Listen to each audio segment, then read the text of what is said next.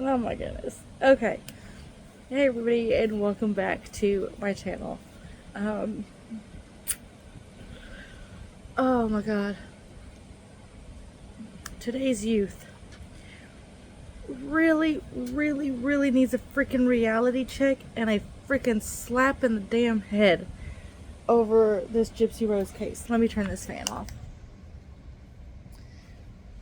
So, I was just scrolling around on YouTube, as one does, and I saw this post. So I was like, I'll click on it. Let's see what this girl has to say, because she looked pretty young. You can tell just by this couple minute long video that she has watched The Act, and she is gathering all of her information from The Act and Mommy Dead and Dearest. Why do I say this? Because the video that she was, the clip that I watched, the part that she was referring to was the part where Dee Dee had tied her to the bed, to Dee Dee herself, with the dog leash.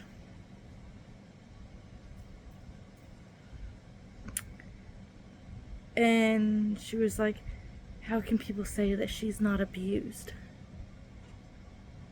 So I finished the video. I go to her channel and I click on her channel, and she says that this channel is for 9 to 16-year-olds, and if you're above 16, do not subscribe to her. I wanted to subscribe to her so badly, just to message her and tell her, girl, no. No.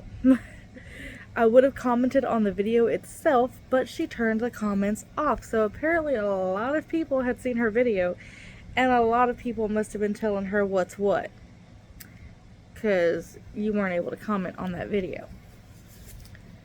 But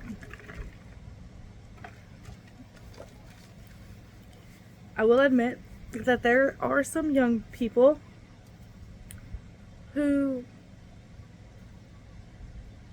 have a pretty good head on their shoulders and get what's going on. And you know, I was in a live the other night, and she was 18, she popped up and she sounded very well educated.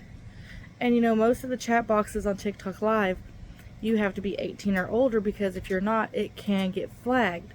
So they do post, you know, to get up in the box, you have to be 18 plus. Well, this girl was not 18, but they let her in.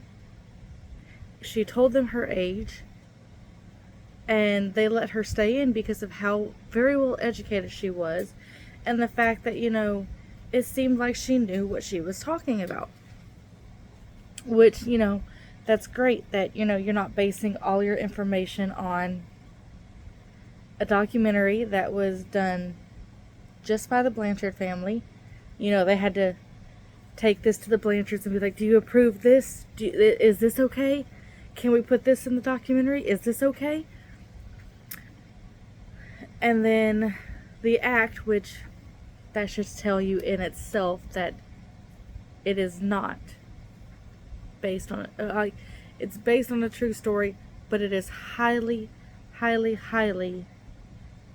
you know, dang it, I just lost my word that I was going for. A lot of it's not true. A lot of it is not true. It just boggles my mind how these young people will sit here and just watch one thing and just take it as gospel. Now, on these videos, I do not have a computer to edit these, so I do it straight from my phone, and it's as it comes out. I do not edit my videos. I do not sugarcoat my videos. What I'm giving you is what you get. Sorry, I talk with my hands a lot. But I just don't get it, you know? Like, too many people believe the abuse. And as I said in my last video, if she was truly abused, she had multiple times that she could have made her outcry. Multiple times.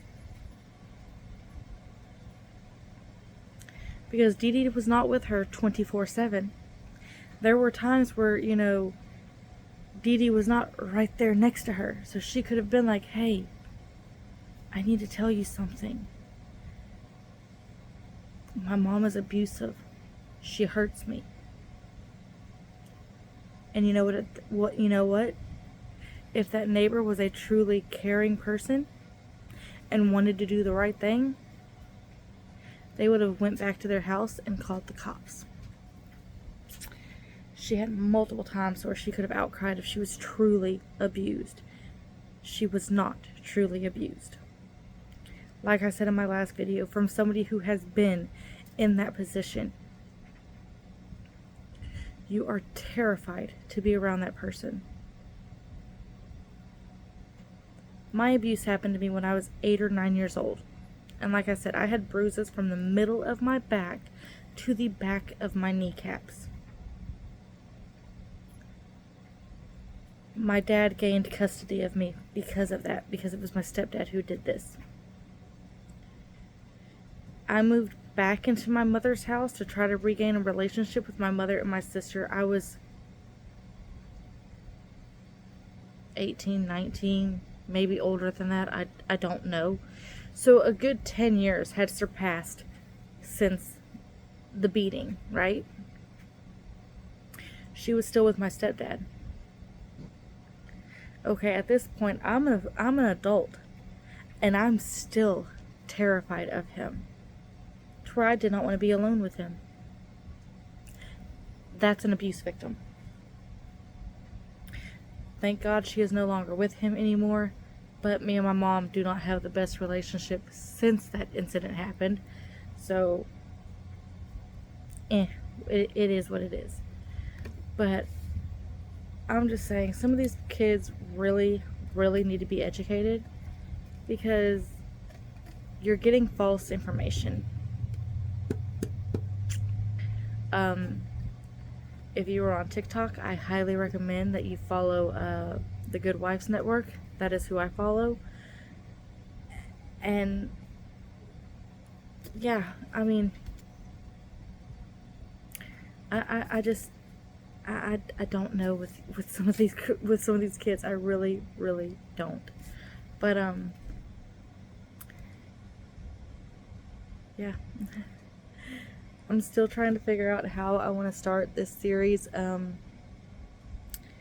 I am waiting to get the money, and then I am going to be ordering Fancy's book that she just came out.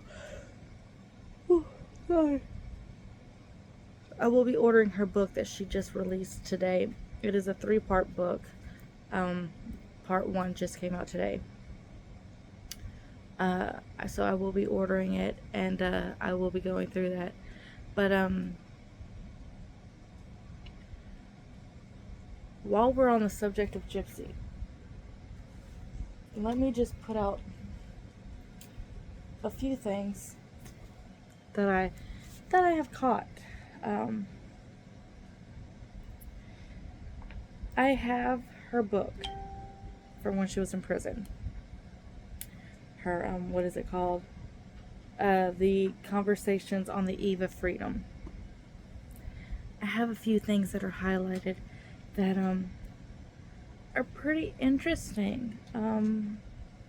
Let's see.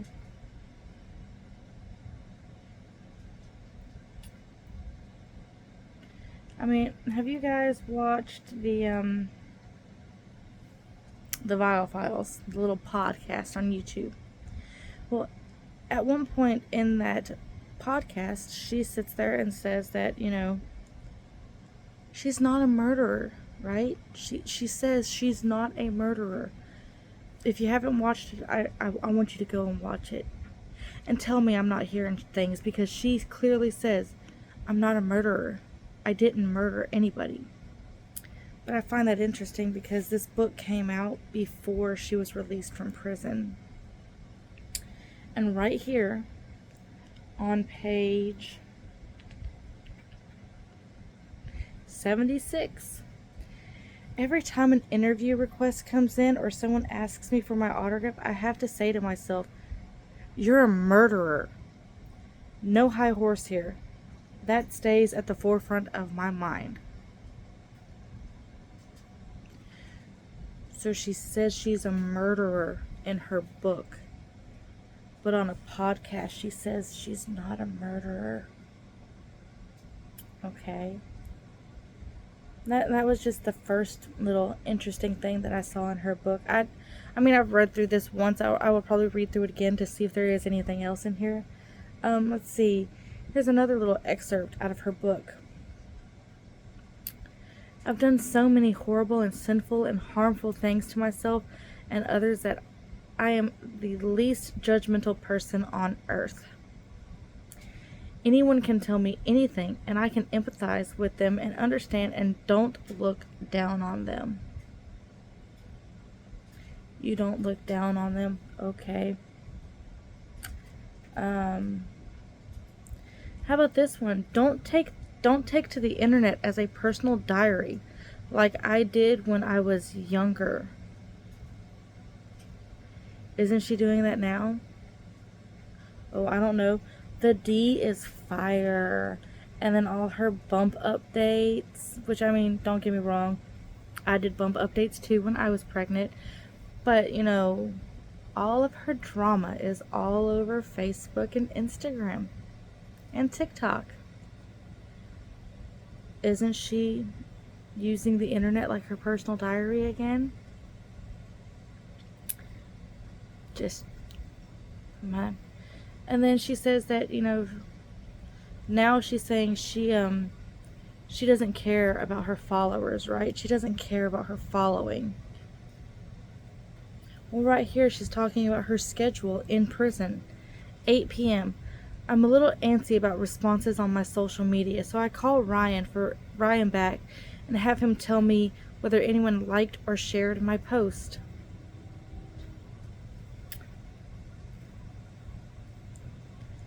And then we've got, oh, here's a good one. So freedom to me is having to feel like I can conform